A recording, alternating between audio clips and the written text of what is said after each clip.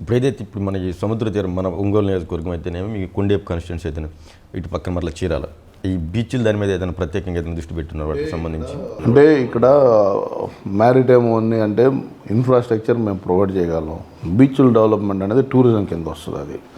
అది కూడా మనకి ప్రకాశం జిల్లాలో ఇప్పుడు కొత్తపట్నం దగ్గర ఆల్మోస్ట్ ఫిషింగ్ హార్బర్ ఒకటి ప్రపోజల్ ల్యాండ్ కూడా అలాట్ చేయడం జరిగింది. అది కూడా టెండర్లు కూడా త్వరలోనే పనులు కూడా ప్రారంభం అవుతాయి. టెండర్లు కూడా పూర్తయిపోతూ ఉన్నాయి. నెక్స్ట్ ఫేజ్లో అది రెడీ అయిపోయింది మన కొత్తపట్నం దగ్గర. పాకల బీచ్కి కూడా దాన్ని టూరిజంగా డెవలప్ చేయాలని, ఎందుకంటే మనకి చీరాల బీచ్ బాగా డెవలప్ అయ్యింది.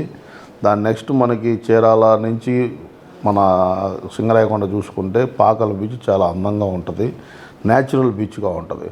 దాన్ని కూడా సంబంధిత అధికారులతోటి మంత్రులతో కూడా కలిసి చెప్పడం జరిగింది.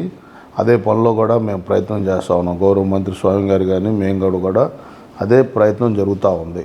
ఈ యొక్క పాకల బీచ్ చాలా బ్యూటిఫుల్ బీచ్ అవుతుంది ఫ్యూచర్లో.